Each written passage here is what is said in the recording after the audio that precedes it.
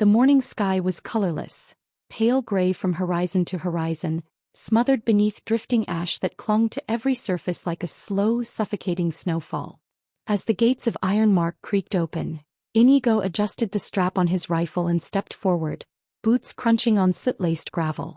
Behind him, Lyra walked with her bow in hand, an alchemical arrow notched loosely to the string, not ready to fire but close.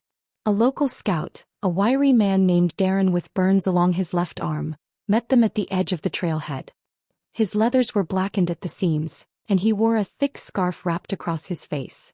"Name's Darren," he rasped, voice roughened by smoke. "I'll take you as far as the Black Cradle. Beyond that, no man in Ironmark's paid enough coin to keep walking." Inigo gave a curt nod. "Show us the path."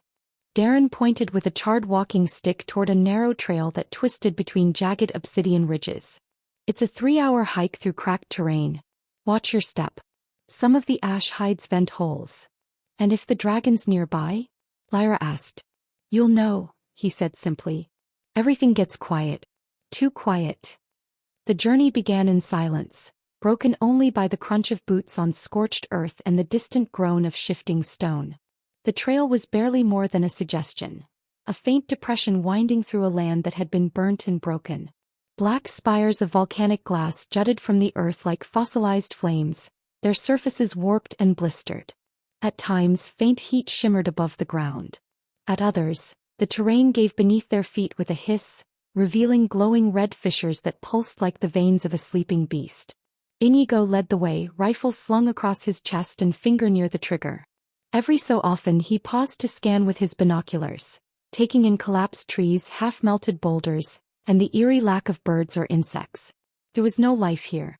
Only heat, stone, and the distant memory of something ancient and angry. "I thought the jungle back in Elandra was bad," he muttered. "This place makes that feel like a garden." Lyra moved beside him, gaze alert. "This entire valley feels wrong. Even the wind is afraid to blow." As they passed a petrified copse of trees, each blackened into jagged charcoal, Darren raised a hand. "Stop here." He crouched beside a set of deep furrows in the rock. They were long, clawed, and etched directly into the hardened surface of the earth. "Dragon," he whispered. "It landed here." Inigo knelt beside the marks. The grooves were at least half a foot deep. Not gouged in anger but pressed down from sheer weight. The scale was hard to fathom. This creature could flatten carriages just by landing. Lyra examined the ash nearby. "There are bones under here." She brushed the soot away with her glove, revealing a blackened skull, goat-like with the horns cracked and melted. "A shepherd's flock," Darren said grimly. "That was the first sign. We found them like this. No fire, no screams. Just melted." Inigo stood. "We keep going." As they climbed higher into the fractured hills, the terrain shifted from ash to obsidian flats. Each footstep echoed with a brittle crunch, and the wind carried a sulfuric bite. The group skirted the edge of a massive gorge, wide enough to swallow Ironmark whole. Deep within, magma pulsed with a dull orange glow, veins of fire beneath a black crust. "Watch your footing," Darren warned. "Some of the stones only a few inches thick. I lost a boot last week." Inigo knelt again and used his binoculars to scan the far side. There, just beyond the reach of the ravine, lay what remained of an ancient ruin. Towering stone arches, collapsed colonnades, and a shattered statue of what once might have been a knight. Half buried in the ash, the place exuded silence. "I see something," he said. "Stone ruins. Looks old." Darren nodded. "That's the Black Cradle. Locals say it was a fortress centuries ago. Abandoned when the first dragons came." "Could be the dragon's new roost," Lyra said. "It would give it elevation, cover, and a sense of dominion." "Let's get closer," Inigo said. Crossing the ravine took time. They followed a series of natural stone bridges, thin, narrow ridges carved by heat and pressure. Inigo's boots skidded once, sending a spray of obsidian shards tumbling into the abyss. Lyra caught his arm and steadied him without a word. When they finally reached the far edge, the ruins loomed before them, towering columns of black stone, many half-cracked or buried under layers of ash and molten slag. A broken gate 20 feet tall leaned against a crumbled wall like the rib of a giant. "This place," Lyra whispered. It's older than Iron Mark. Inigo raised his rifle and moved forward, scanning each collapsed corridor and crumbled stairwell. His foot struck something hard. He looked down. Armor. A full suit of plate fused to the ground. Whatever warrior had worn it was long gone, reduced to ash inside a metal shell that had melted from the outside in. "We're standing in a graveyard," he said. Darren didn't enter. He remained at the edge watching the clouds. "I'll wait here," he said. "I mean, no offense, but that place makes my bones itch." Lyra nodded. "We'll be quick." The ruins were silent. Too silent. No birds. No wind. Even their footsteps seemed muted. The shadows pooled unnaturally between the ruined archways, and here and there, they found more armor. Twisted helms, cracked swords, even melted shields pressed into the ground like coins in wax. "Whoever lived here fought something," Lyra said. Inigo knelt beside a wall and brushed off a blackened mural. Beneath the soot, a painted relief emerged. Men in crimson robes bowing before a towering red serpent. Behind them, flames consumed a city. "Worshippers," he muttered. He looked up at the scorched parapets. They reached the center of the ruins. A circular platform stood half-sunken in the stone, with scorch marks radiating outward like a blackened sunburst. In the center, bones. Massive ones. Vertebrae the size of barrels. Wing bones long as trees. A skull lay tilted on its side, its snout cracked open, fangs intact. "An old dragon," Lyra said. "Long dead." Inigo approached. The bones were darkened by time and weather, but they carried a presence. He laid a hand on the cracked fong. "Could be the one from the last legend. Or its parent," she whispered. Something caught his eye, deep gouges in the surrounding stone. Not old. Fresh. The grooves circled the bones. Massive claw marks, pressed again and again into the floor like a beast digging, claiming, reshaping. "She's using this place as a nest," he said quietly. "Burying her scent beneath the corpse of an older dragon." Lyra's eyes widened. "She's asserting dominance over the past. And using it as camouflage," Inigo added. "From a distance, anyone watching from above might just think this ruin's empty. A monument to death." They heard something then. Distant. A long, guttural exhale, like the wind dragging across a mountain's throat. It wasn't close. But it wasn't far either. Lyra tensed, arrow already drawn. Inigo didn't move. "Not yet. She doesn't know we're here." The silence snapped like dry bark beneath a heavy boot. Inigo's breath hitched. A tremor passed through the ground, almost imperceptible at first, but then came again, stronger. Dust and ash shivered off the crumbled arches of the ruin. The skull of the ancient dragon at the center of the platform trembled in its resting place, vibrating as if it sensed something older than death returning. "Inigo," Lyra said quietly. "We need to leave." He didn't argue. He turned on instinct, rifle already raised toward the ridge behind them. The path they came through, silent moments ago, now exhaled heat. The shadows pulled away like breath drawn into enormous lungs. And then, with a sound like a mountain exhaling, it stepped into view. The red dragon descended the ridge in deliberate silence, wings tucked, claws clicking on stone. Its hide glowed with a molten sheen, the color of fresh blood mixed with magma.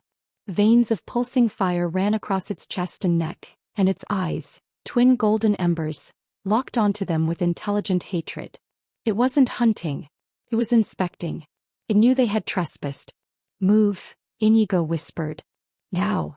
Lyra didn't hesitate. They broke into a run, retracing their path across the ruin, boots striking the blackened floor with frantic rhythm. Behind them, the dragon let out a low, guttural growl that rumbled across the ruin like a storm cloud scraping stone. Inigo risked a glance over his shoulder. The dragon hadn't taken flight. It walked after them, slow, confident, deliberate, like a lion toying with prey inside its den. They hit the archway they'd entered through.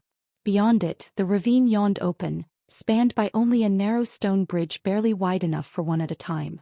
Behind them, the dragon inhaled. The sound of the breath alone made Inigo's chest seize. "Lyra, go first," he shouted. She sprinted across the bridge, her cloak trailing behind her. Ash fell like snow in the rising heat. Inigo waited until she was halfway, then turned, shouldered his M4 and opened fire. The rifle barked. 3 round bursts struck the dragon's head and chest, conventional rounds mixed with enchanted. The impacts flashed, echoed with the concussive force of larger guns, but they didn't penetrate. Not even close. The bullets sparked off its scales like rain on steel. It blinked, annoyed. Then opened its jaws. Shit, Inigo hissed, ducking behind the arch just as the flame erupted. A cone of fire painted the ruins in violent orange. The stone ceiling above him cracked, melting at the edges. Where he had stood seconds ago was now a liquid inferno, glowing with dripping slag. Inigo burst out from the side and sprinted for the bridge. Come on. Lyra shouted from the far end, drawing her bow. She loosed an arrow, not to wound but to distract. The alchemical bolt exploded near the dragon's eye in a flash of white-blue light, momentarily blinding it. Inigo reached the midpoint of the bridge. The dragon roared. Not a breath this time. An actual roar. The entire ravine trembled. Loose stones fell from overhead, shattering on the path. Behind him, the creature began to advance, clawing across the ruin with terrifying grace. Halfway across, Inigo heard the crack. A fault line in the stone bridge split. The edge crumbled. Inigo. Lyra reached out. The rear half of the bridge gave way behind him. He dove, barely, landing hard against the far ledge. Lyra caught his arm and pulled. Ash surged around them as the structure collapsed into the lava pit below. The dragon halted at the edge of the ruin, watching them. Its wings flared slightly, testing the air, but it did not follow. It had made its point. They weren't prey worth chasing. Not yet. The two collapsed just beyond the broken bridge, gasping in the hot air. I think it let us go, Lyra said between breaths. No, Inigo replied. It wanted us to see. They sat in silence for a moment, staring across the chasm as the dragon turned back into the ruins. It circled the bones of its ancestor, then lowered its head, pressing its massive skull against the old remains, as if claiming the corpse, absorbing its power or honoring the lineage. Then without fanfare, it vanished into the ruins. Back to sleep. Back to waiting. By late afternoon they reached Darren, who had camped further down the ridge. Gods above, he muttered when he saw their condition. What happened? We saw it, Inigo said. It's real. And it's far bigger than anything Ironmark's seen before. Darren handed them canteens. Did you engage? Briefly, Inigo muttered. Useless. My rifle barely scratched it. Lyra sat nearby, staring at her shaking hands. If it had flown, she said, we'd be dead. The only reason we're alive is because it didn't feel like trying. Darren looked toward the ridge. Then it's worse than we feared. They returned to Ironmark at dusk, their faces blackened, armor scorched and morale shaken. The guards at the gates stepped back instinctively, seeing the soot and burns. Marshal Cedric met them in the barracks courtyard. Report. Inigo handed over the marked map, each point denoting the scale of the lair, the old bones and the dragon's movement. It's nesting in the ruins, he said, using a dead dragon's remains to hide its scent. We got close. Too close. Cedric frowned. Engagement. Tried, Inigo said flatly. Useless. Even with enhanced bullets, it might as well be a tank under a mountain. Tank. We're not ready, Lyra said quietly. No one is. Cedric's jaw tightened. Then we'll find a way to be. Later that night, Inigo stood on one of the high battlements overlooking the Ember Reach.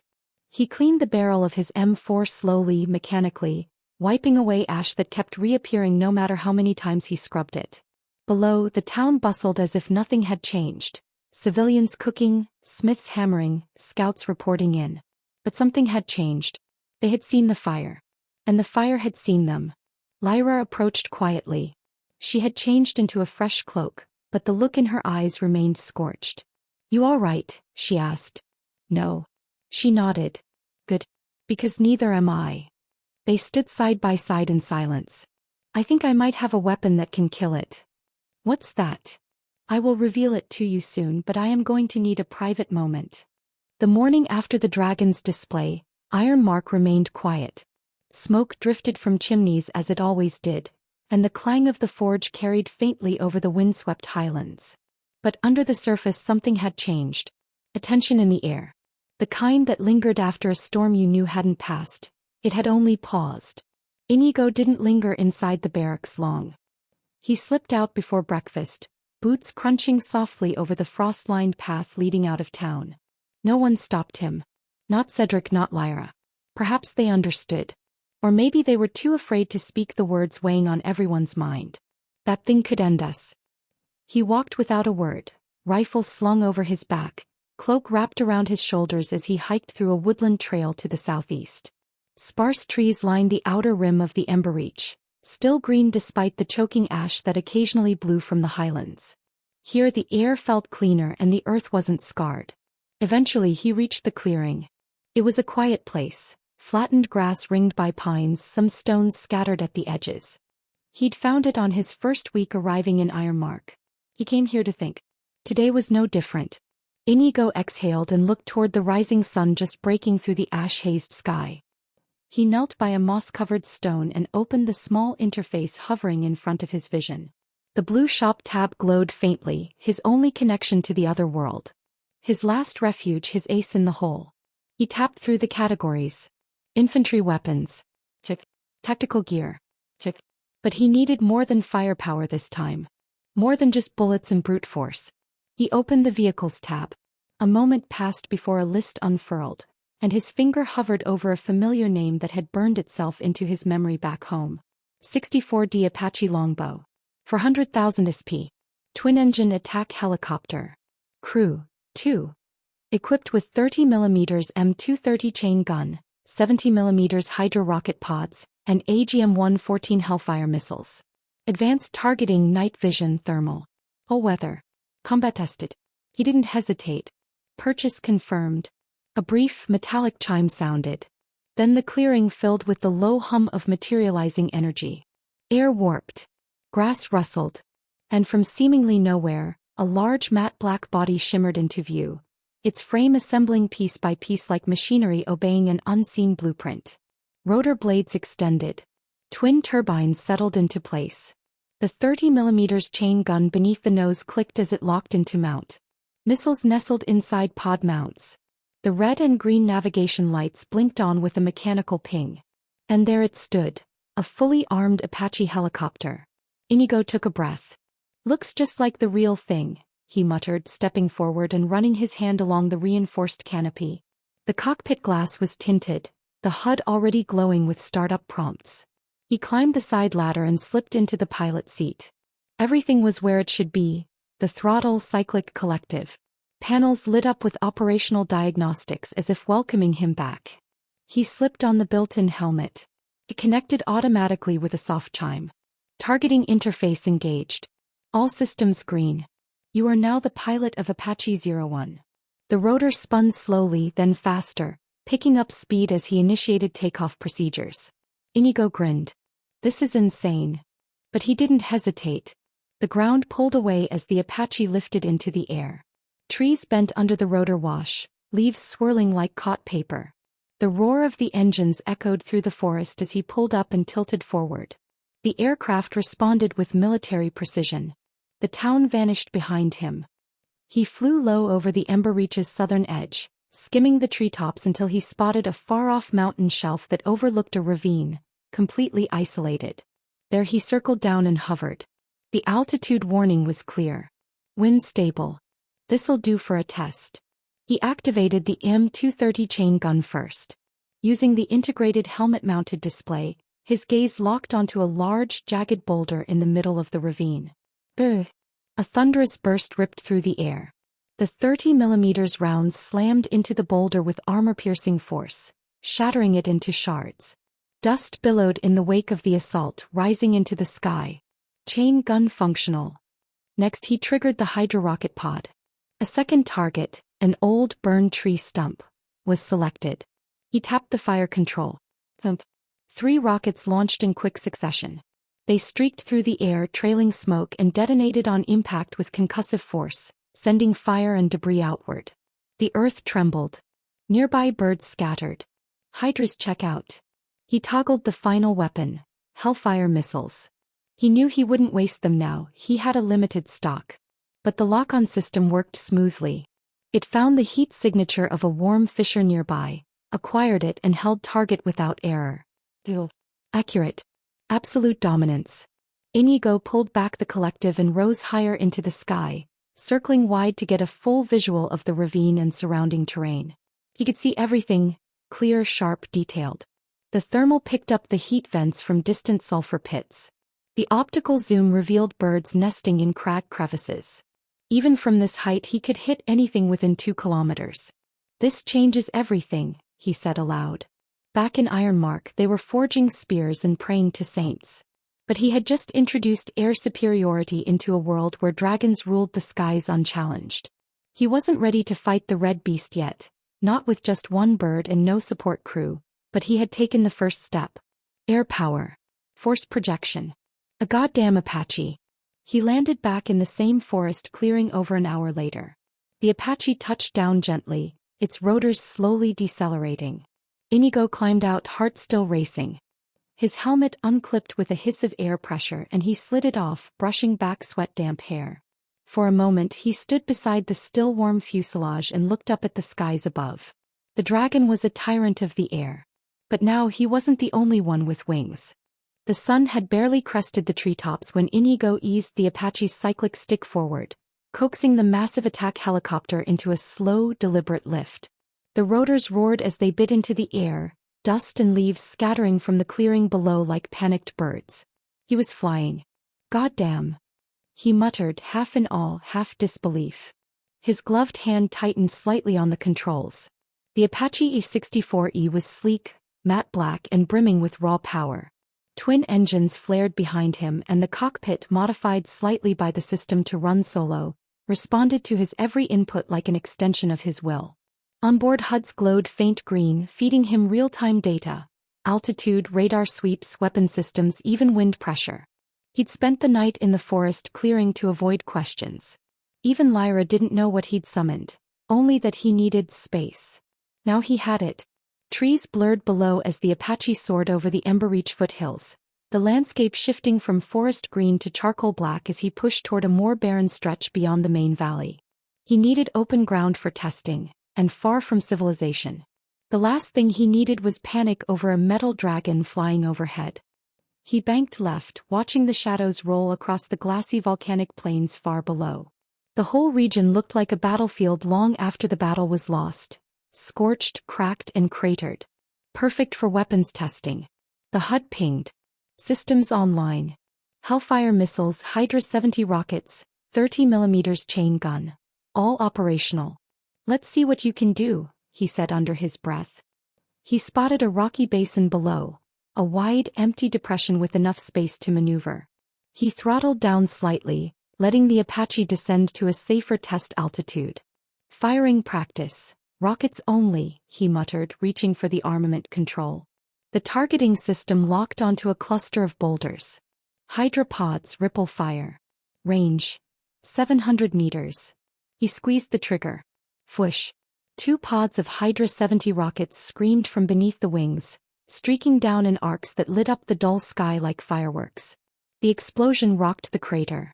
Flames rolled across the rocks. Dust and shattered stone burst into the air. The noise echoed off the highlands like a thunderclap. "Hell yeah," Inigo whispered. He swung wide, watching the smoke clear. Black scorch marks peppered the basin, but nothing remained standing. Just twisted metal, cracked stone and drifting dust. He wasn't smiling though. It wasn't for fun. It was preparation.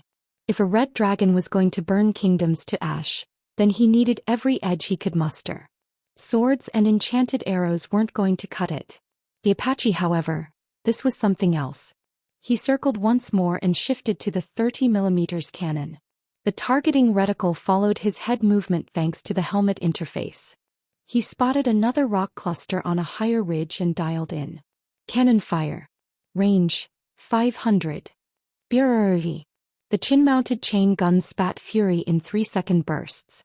The rounds tore through the ridge like a buzzsaw through parchment. Stone cracked, dirt kicked up, and the ridge fractured under the relentless barrage. The echoes faded slowly, swallowed by the wind and distance. He exhaled. Still operational, ammo readout stable, hydraulics green. "She's perfect." Then the radar pinged. Something moved in the far northwest quadrant, Barely a blip, but enough for the Apache's motion sensors to register it.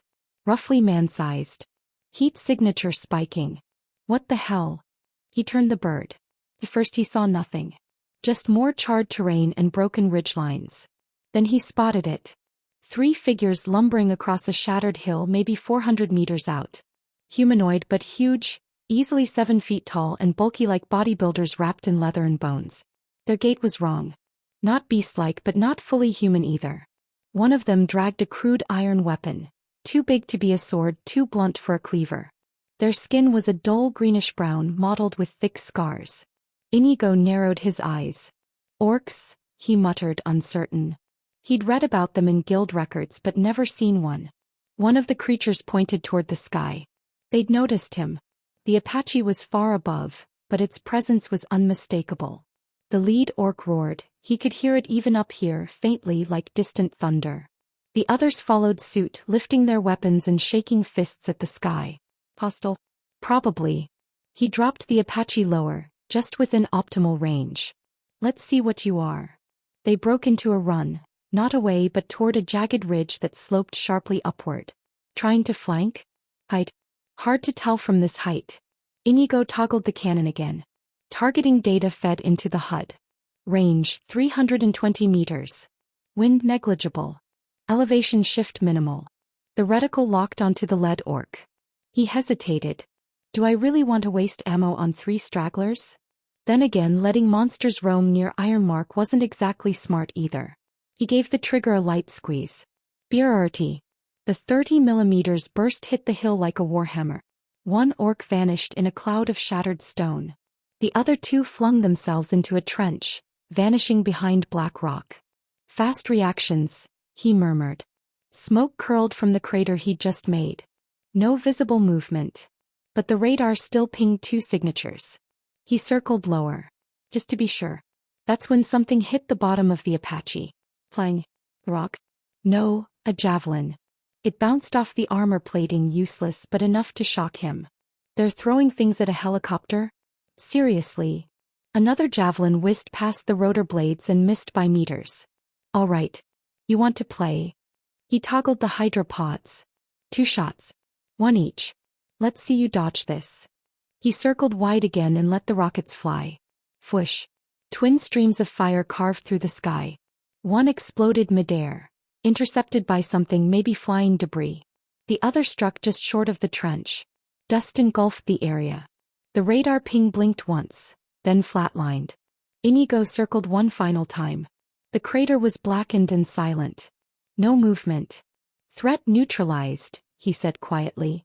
He angled the nose south and climbed altitude, pulling away from the wreckage.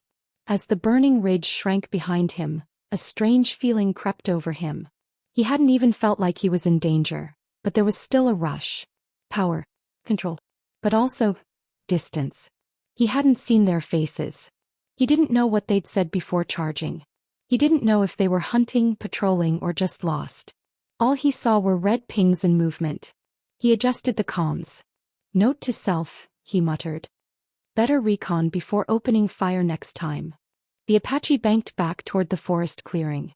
The Apache roared back across the skies like a steel predator, blades chopping through the upper air currents as Inigo leaned slightly on the cyclic. Smoke from the earlier encounter drifted lazily behind him, fading into the distance. He was far enough now, deep into the highland wilderness where no town or traveler dared tread. He should have been elated. After all, he'd just cleared out 3 monsters without so much as a scratch on the paint. But he wasn't smiling. Inside the cockpit, Inigo adjusted his helmet's fit, glancing again at the weapon's readout. Ammunition levels remained healthy. No damage sustained. Systems green across the board. The machine was flawless. It had done its job. And yet, those things didn't even pose a threat to this, he muttered. Is this overkill? He thought about it, just for a second, how one man in a flying weapons platform could turn entire battles in this world without ever leaving the sky. It didn't sit right. Not because of guilt. Not exactly. But because it felt detached. Too easy. The world below didn't even know what was coming. Still, training was training. He spotted a sharp ridge line ahead that descended into a jagged ravine, perfect for practicing terrain-following maneuvers. Flicking a few toggles, he switched to manual throttle adjustment and dipped the nose forward. The Apache dropped low, skimming just above the ground like a hawk on the hunt. Trees blurred past to the right. Black volcanic spires loomed on the left. The skids nearly kissed the rocky surface once. Too close. He adjusted with a subtle nudge and rose 5 meters. Adrenaline surged. Now this was flying. The terrain twisted into a canyon, narrow, sunken, and full of dead trees. He killed speed and began weaving between stone columns, the metal body of the Apache reacting with surprising grace. "Come on," he said under his breath. "Let's see how tight you can turn." He banked hard left, nearly scraping a jagged wall, then rolled right, hugging a spiraling descent that coiled like a serpent. Trees flashed by. Roots twisted up like claws from the blackened soil. Every second demanded precision. It wasn't combat, but it was training. If he had to dogfight a dragon someday, he couldn't rely solely on firepower. Maneuverability. Instinct. As he cleared the last bend and ascended out of the ravine, a sharp tone pierced the cockpit. Radar ping. Multiple blips. Incoming. He adjusted the scope. No. Not airborne. Ground level. Heat signatures. Small group. 5 total. Spaced apart but moving fast. Inigo narrowed his eyes and brought the Apache to a hover. The targeting HUD zoomed in, tracking the movement through the treetops. Humanoids again. They sprinted between the trees, weapons drawn. Crude metal armor. Blotched skin. More of those monsters. He couldn't identify the species from this altitude. Maybe orcs, maybe something else. They weren't charging though. They were chasing something. Something smaller. A flash of pale movement darted through the brush ahead of them. Inigo focused the scope. A figure, humanoid, barely 5 feet tall, wearing what looked like a tattered cloak. No visible weapon. Limping. Someone's running. Another radar ping. Arrows flew skyward, poorly aimed. None came close. Inigo didn't hesitate. Not on my watch. He dropped altitude, skimming treetops as he closed in on the pursuit. The Apache's sensors locked onto the 5 hostiles. He lined up his cannon. Cannon fire. Controlled bursts. Brrr. 2 of the pursuers exploded in a mist of gore and dirt. The others froze, looked up, and scattered. One darted behind a tree. Another hit the ground and rolled. The last fled back the way they came, screaming something guttural that didn't carry. Inigo tracked the runner, lined up, and fired again. Brrrt. Dust and blood. He didn't miss. Only one left now, sheltered behind a dead log. The radar still read his position. Inigo hovered directly overhead and waited. Nothing. The signature didn't move. Smart, he muttered. He switched to infrared. A faint heat glow revealed the monster pressed flat against the ground, trying to mask its presence. Too bad. This time he toggled the hydropod. 1 rocket. Fwoosh. The explosion lit the trees with a fiery blast, branches cracking and falling in the wake. The last signature vanished from the radar. Silence returned. Inigo circled once to confirm, then landed the Apache 100 meters away in a flattened field. He grabbed his rifle, unlatched the cockpit canopy, and jumped down. The air was hot. Smoldering. The scent of burned bark and charred flesh clung to everything.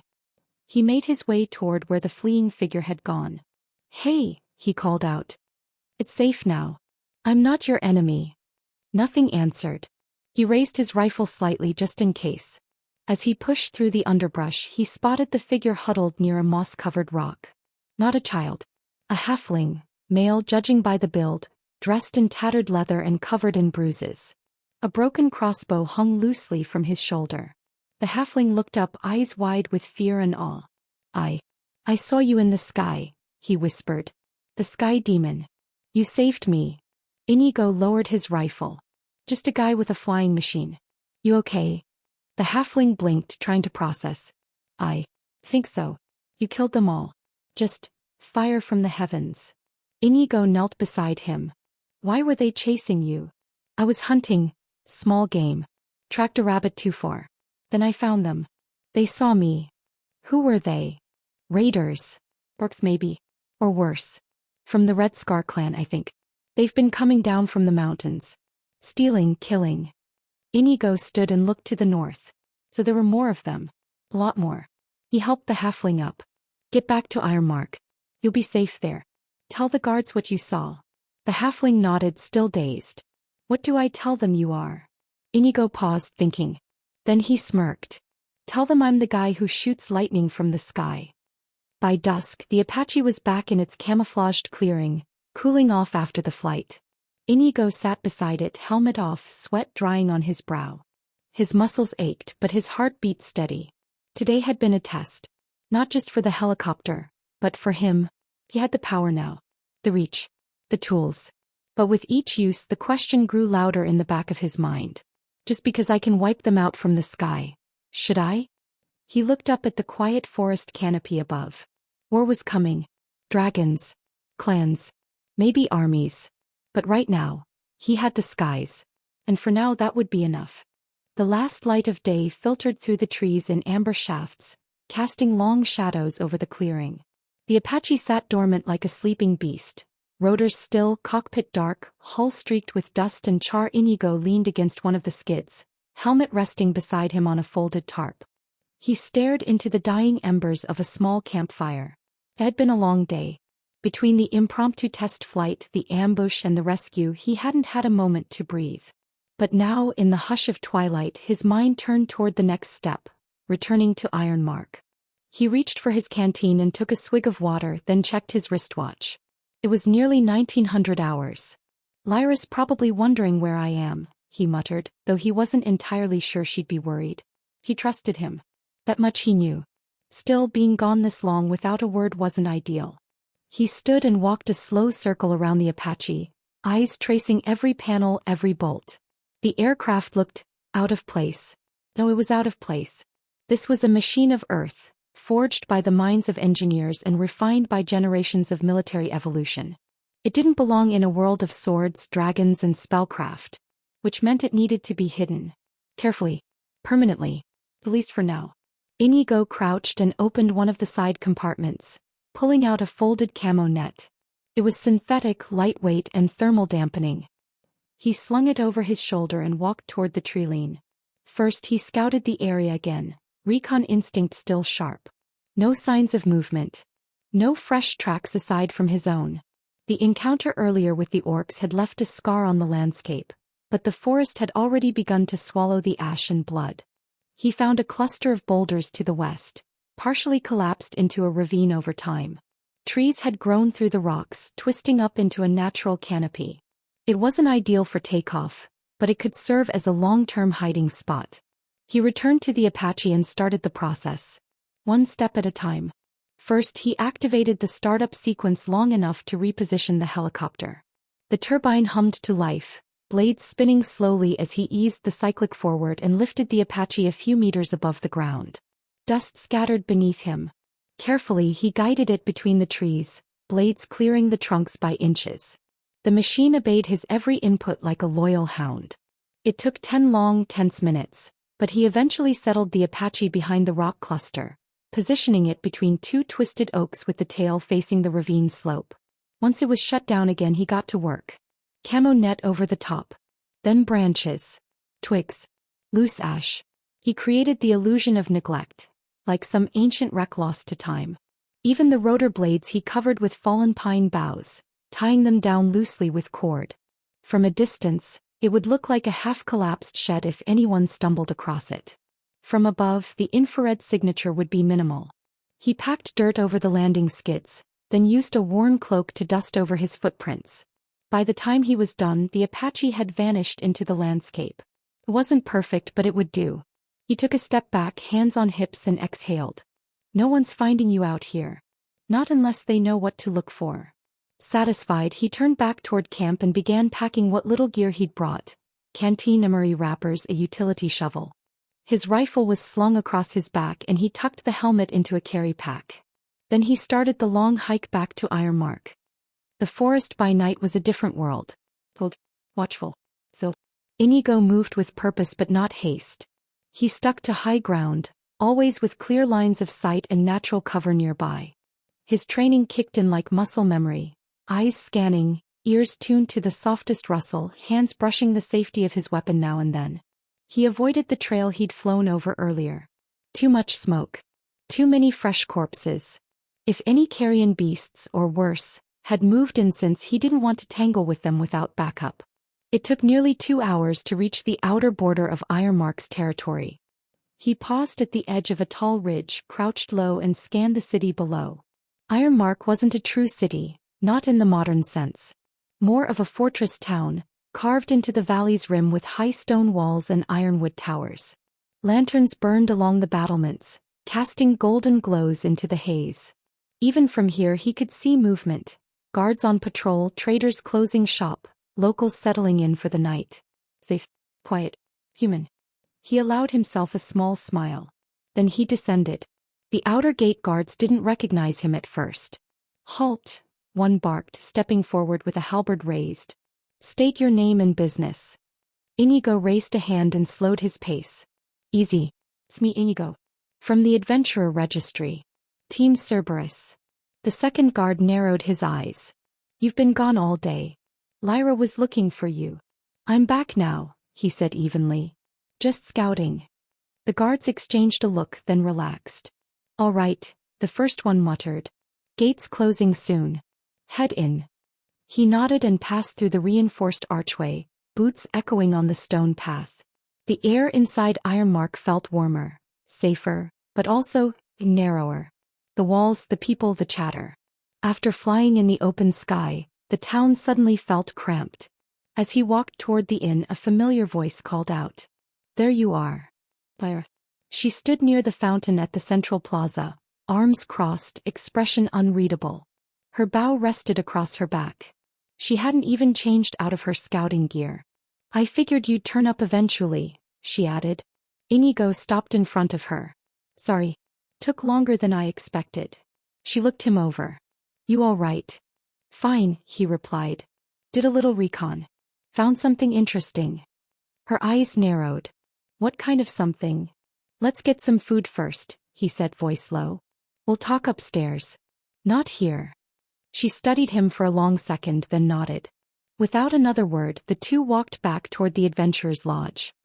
Later that night, after a hot meal and a private meeting in their rented room, Inigo leaned back in the chair and let the silence hang. Lyra sat on the windowsill, arms folded, gaze fixed outside. So, she said finally, you're telling me you've got a flying death machine hidden in the woods? Yes. And you used it to wipe out a group of orc raiders. From the air? Correct. She looked back at him, brow raised. That's insane. Inigo shrugged. It worked. No, I mean it's insane that it exists, she said. And that you're flying it like a bird of prey. He didn't reply. Lyra exhaled and stood pacing. You said they were from the Red Scar clan? That's what the halfling said. Her eyes grew darker. Then we have a bigger problem. They've raided frontier villages before, but never this far south. Inigo's tone grew cold. Then it's time we start hitting them back. With what? She asked, gesturing. Your helicopter? He met her eyes. If I have to. She stared at him for a beat longer, then finally nodded. All right. But no more vanishing all day without telling me. I promise. She softened. Good. Because if we're going to fight a war from the sky, I'd like a seat in the cockpit next time. Inigo smirked. Deal. And outside, the stars glimmered over Ironmark, unaware of the machine sleeping beneath the trees. A storm was brewing. And it wouldn't come from the ground. It would come from above. The wind howled across the ridges of Ember Reach, carrying ash and the scent of sulfur. From Ironmark's tallest tower, Inigo stood silent, scanning the distant jagged horizon. Crimson streaks painted the clouds like the blood of a waking god. His binoculars fogged faintly with breath. Something had changed. The air felt tighter. Heavier. Behind him, the sound of armored boots echoed on the stone steps. Marshal Cedric joined him, a black fur cloak wrapped over his chainmail. His helm hung at his hip and his brow was furrowed. Our scouts report tremors near the gorge, Cedric said. Sporadic but increasing. They say, it stirs. Inigo lowered the binoculars. She's preparing. She knows something's coming. Cedric studied him. And you're still set on this? You plan to face it alone? I have something the dragon's never seen before. Cedric raised a brow. A spell? Some relic?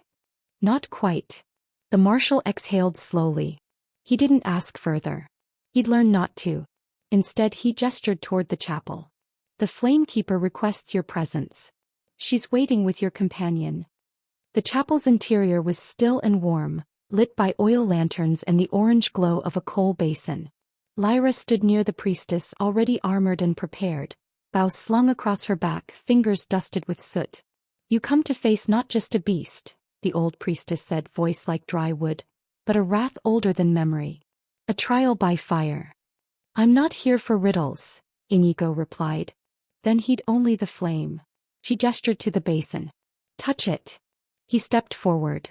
The heat licked his skin, but the coals did not burn. Instead they pulsed, once then again like a slow heartbeat. The priestess's eyes glimmered. Your flame is foreign but fierce. Guided by will, not faith. Lyra stepped up. Will you bless us? The priestess nodded, whispering words in the ancient tongue. The coals flashed gold, casting strange shadows on the walls. When the sky screams, she intoned, may your will not falter. Ironmark's plaza was a buzz of tension by late morning. Civilians lingered along rooftops and alleys, watching as soldiers hauled crates of arrows, oil jars, and barricade wood into the bunkers. Near the barracks, Lyra tightened the straps of her shoulder guard. Inigo approached, checking the fit of his webbing harness, his M4 slung tight across his chest. You're ready? She asked. I am. She studied his face. You'll use it then. The thing you hide. He nodded. The dragon takes flight, I take her down. She sighed. Just, don't lose yourself in it. Inigo met her eyes. I won't. Marshal Cedric strode up behind them. If you plan to act, do it soon. She's waking. I will. An hour later, just outside Ironmark, a hidden crater lay still, its jagged ridges forming a basin of blackened stone and ash. At its center, camouflaged beneath thick netting and enchanted canvas, rested the Apache. The town's soldiers, a small squad selected personally by Cedric, stood at a distance. All had sworn silence. But as Inigo stepped forward and began removing the canvas, the whispers started. What is that? A young soldier muttered. It's made of black iron, but I see no horses, no wheels. Another pointed at the rotor blades. Wings. Are those wings? No, they spin. A low clatter echoed as the protective coverings came off, revealing sleek metal, the nose of the machine and its weapons mounted beneath stubby pylons. A veteran knight stepped forward in disbelief. That's no siege weapon. It's not even elven work. No, said Cedric quietly. It's his. Inigo climbed into the cockpit, lowered the canopy and began the ignition sequence. The turbine hissed. Then came the growl. The rotor began to spin. Gasps erupted. By the saints. Someone whispered. It lives. The rotor speed increased, stirring ash into the air, lifting pebbles from the crater floor. The wind howled like a coming storm.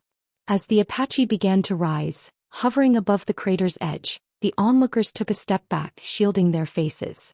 A soldier dropped to his knees. Is he summoning a dragon of his own? No, Cedric answered, a faint smirk on his lips. That is his steed. The Apache ascended fully now, its hull glinting in the pale sunlight. As it banked and turned, Lyra stood alone at the ridge's edge, wind whipping her cloak. Inside, Inigo tapped the comms. Static buzzed. Then, heading for the gorge. Across the ridges, the Emberreach Gorge steamed and cracked. Volcanic vents spewed bursts of molten gas as clouds of ash spiraled into the sky. From his cockpit, Inigo saw the ruin below, half swallowed by slag and broken stone. The skeletal remains of the old dragon lay scattered around the black cradle. The air shimmered. She was near. A flicker of movement in the soot. The old ribcage collapsed inward. Then an eruption. She burst from the earth with a roar that tore the wind apart. Wings of fire unfurled. Her scales burned brighter than a forge. Her moss spewed jets of flame across the gorge. Inigo didn't hesitate. Let's dance. He pulled the stick, bringing the Apache into a wide orbit. Targeting HUD tracked her as she circled. Ascending, seeking the wind. He spotted him. The dragon's head jerked in his direction. Her wings shifted. She surged higher. Below, Ironmark's bells rang in alarm. Citizens gasped and pointed skyward as the red dragon broke into view. And then they saw it, the metal bird trailing behind her, shrieking like thunder. What sorcery? Is he chasing it? The Apache soared past the chapel's spire. Even the Flamekeeper stepped out to witness. Inigo activated the cannon. Let's see if you bleed. He fired. Brr. The shells struck her flank, sparks and flame erupting. The dragon twisted in the air, howling in fury. No kill. But a message. He wasn't prey. The sky screamed. And Inigo screamed back. The shells struck her flank, sparks and flame erupting. The dragon twisted in the air, howling in fury. No kill. But a message. He wasn't prey. The sky screamed. And Inigo screamed back. As the dragon banked sharply, flames trailing from her wings, Inigo circled wide, reading her movements. He could feel the heat even through the reinforced canopy. Her roar echoed through the canyons like a death sentence. Far below, the people of Ironmark watched with bated breath, watching a battle that belonged to gods and monsters. And somewhere in the chapel, the Flamekeeper whispered a prayer not from scripture, but from fear. This was no longer a hunt. It was war. The Apache's rotors thundered above the scorched ridges of Emberreach, blades carving the air like divine swords. Inigo gripped the controls tightly, HUD flickering with readouts. Altitude, airspeed, radar lock. All of it foreign to this world but second nature to him. The sky around him churned with ash and heat as the red dragon spiraled higher, wings burning with unnatural fire. He watched her movements carefully. She wasn't just a beast, she was experienced, ancient, cunning. Every shift of her wings carved gales into the sky. Every roar cracked the air like thunder. And yet she'd never fought anything like this. Down below, the soldiers and citizens of Ironmark stood spellbound along the cliffs, towers and terraces. Dozens had gathered at the outer watchposts, drawn by the apocalyptic tremors and sound. Their eyes were locked on the aerial duel, slack-jawed and wide-eyed. "It's not magic," a young squire whispered. "Then what is it?" A knight beside him barked, struggling to keep his jaw from trembling. "A beast of steel and fire," muttered an archer, clutching a bow that now seemed almost laughable. "It hunts the Wyrm from the sky." Back at the Flamekeeper's chapel, the old priestess clutched the stone balustrade, lips tight. Her voice trembled as she whispered, "What god did this man call upon, to ride thunder and challenge wrath?" Lyra stood beside her, bow forgotten in hand, cloak snapping in the wind. Her heart pounded, not with fear but with something close to awe. She knew the Apache was powerful, but seeing it fly, roaring with fury to match the dragons, left her breathless. Up above, Inigo pulled hard to the left, avoiding a blast of molten breath that seared the clouds. His left screen flickered with thermal readings. The dragon's core temperature spiked wildly. "She's angry," he muttered, fingers dancing across the controls. "Let's keep it that way." He switched to the next payload, air-to-air missiles. The HUD lit up, tone locked. He squeezed the trigger. Whoosh. Twin missiles streaked across the sky, trailing smoke and fire. The red dragon flared her wings wide and dropped like a stone. One missile missed, spiraling into a mountainside and exploding in a bloom of fire. The second clipped her tail. Boom. Ai noi biolazal. Don maunagwai ko king giwethoi trang mi man. Brainberries. Ads by PubFuture. The shockwave jolted the helicopter but Inigo held firm. The dragon shrieked and twisted mid-air, the damaged end of her tail flailing violently. She crashed into a ridge, snow and ash exploding upward as she tumbled down the slope. Inigo hovered, rotors whipping the wind. Then the slope exploded in fire and stone as the dragon burst back into the air, more furious than before. Down below, panic and awe mixed into chaos. "She survived that," someone screamed. "What is that thing he's riding?" "It spits fire like a sorcerer, no like 10. Like a demon engine." Marshal Cedric, arms folded across his chest atop the tower, narrowed his eyes. He didn't speak. He didn't need to. He'd never seen power like this. Not even the siege weapons of the Dwarven lords or the floating citadels of the Elven High Court could match what that flying metal thing could do in seconds. The dragon and the machine clashed in the skies above. One born of fire and fong, the other of steel and storm. Inigo's sensors beeped wildly. She was coming straight at him. Let's see how close you really want to get. He spun the Apache, keeping the cannon trained as he descended quickly. She roared as she gave chase, her wings tearing holes in the sky. He waited until her shadow covered the cockpit. Then, brr! The 30mm cannon lit up again, chewing through the air. Scales shattered. Blood sprayed. The dragon flinched mid-flight, recoiling in pain, and veered hard left. Her wings slammed into a cliffside, sending boulders tumbling into the forests below. Inigo steadied the craft. She's bleeding, he murmured. Still alive, but I hit something. A brief blip on his HUD. Movement behind him. The dragon was spiraling up again. He was fast. Faster than he expected. One wing dragged, but it wasn't enough to stop her ascent. He pulled up to follow, rising past the clouds where the light turned orange and gray. As they climbed higher, the winds grew fierce. But up here there were no obstacles. Just sky. Just fire. And them. Meanwhile, a crowd had gathered in Ironmark's plaza despite warnings to stay sheltered. Children clung to mothers. Soldiers forgot their orders. Even merchants left their shops unattended.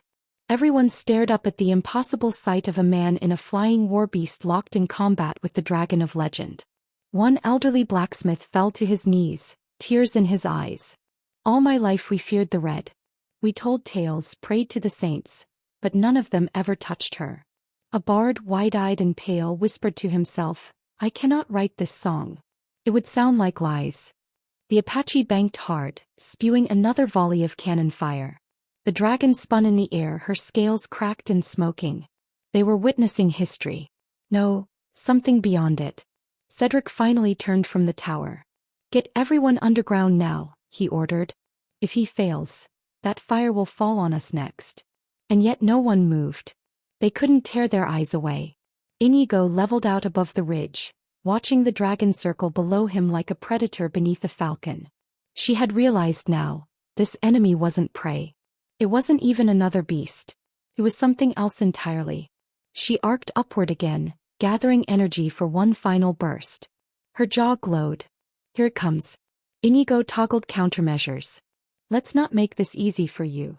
As she roared and unleashed a stream of concentrated fire, he dropped flares and dove. Explosions of heat raked the air around him. Warnings blinked red. But he came through, nose tilted up, missile lock reacquired. Eat this. He fired. The missile screamed toward her, slicing through smoke and fire like a thunderbolt hurled by a forgotten god. The dragon twisted midair, but too late. Impact imminent. Inigo braced for the explosion. Below, the world held its breath. And above the clouds, gods and monsters clashed once more. The missile slammed into the dragon's shoulder with a blinding flash and a thunderous roar. The resulting explosion lit the sky in hues of crimson and gold, casting Inigo's cockpit in sharp contrasts. His HUD flared from the shockwave, warning lights blinking across the display, but the Apache held firm. Smoke and shattered scales spiraled through the air, trailing behind the flailing behemoth. The dragon screamed. It wasn't just a roar, it was agony. Rage. Pain. From Ironmark, the people could hear it even through the thick stone of their walls. The ground trembled, birds scattered, and even the bravest warriors flinched. It was the sound of a legend bleeding. She's hit, a sentry shouted from the watchtower. On the edge of the plaza, children cried. Mothers clutched them close, not out of fear, but awe. For the first time in living memory, the red WRM of Emberreach was not invincible. She bled. She burned. She's falling, someone screamed. No, muttered an older knight, eyes wide. She's retreating.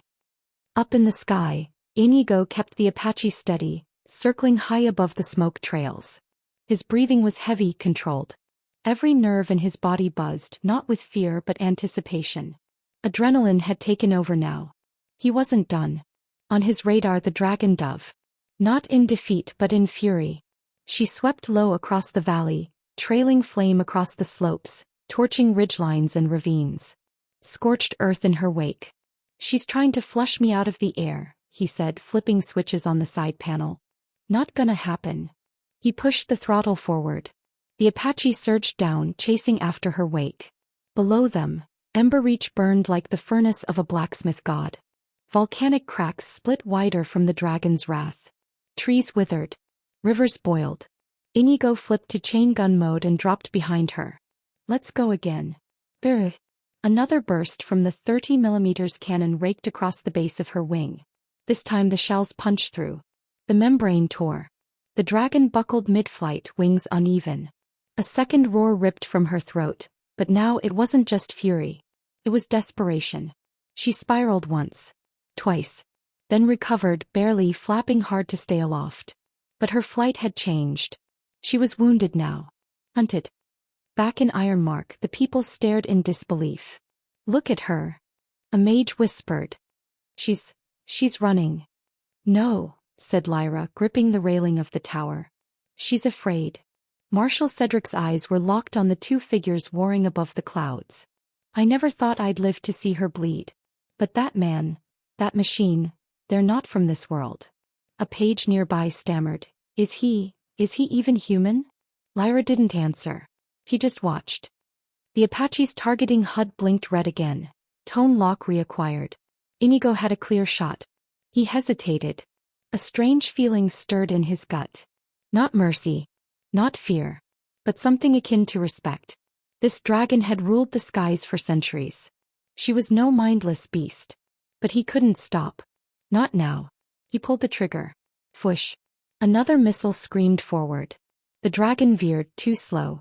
It clipped her midsection, exploding just below the ribs. The detonation hurled her sideways, a gout of blood spraying from the wound. Her flight collapsed. He spiraled. And she fell. Straight into the mountainside. The impact was deafening. A ring of fire surged outward. Boulders shattered. Dust and smoke rose into a pillar that reached the clouds. Silence followed. Then a low, keening wind. From the chapel, the flamekeeper fell to her knees. Not in despair but in disbelief. She is down. Around her people wept. Some from joy. Some from terror. Others simply knelt in silence. Even Cedric lowered his gaze. He's done it. High above the crater, Inigo circled, eyes scanning the smoke. His sensors flickered. Movement, weak, scattered. She's not dead, he murmured. The Apache hovered for a moment. He could see her sprawled across the rocks, wings broken, tail limp. But her eyes still alive. Still burning. He hovered over her, weapon systems armed. End it, a voice whispered in his headset. It was Lyra speaking through the enchanted relay. She's too dangerous, she added. Inigo exhaled. He steadied his hands. His finger hovered over the trigger. But he didn't pull it. Not yet. Instead he activated the external broadcast. He spoke into the wind. Stay down. Or I end this. The dragon's eyes flickered. And for the first time, she closed them. Back in Ironmark, cheers erupted across the towers and walls. He's spared her. The beast is defeated. Long live the rider of steel. When Inigo returned to Ironmark, the plaza was overflowing with people. Soldiers cleared a path as the Apache lowered into the same crater it had launched from.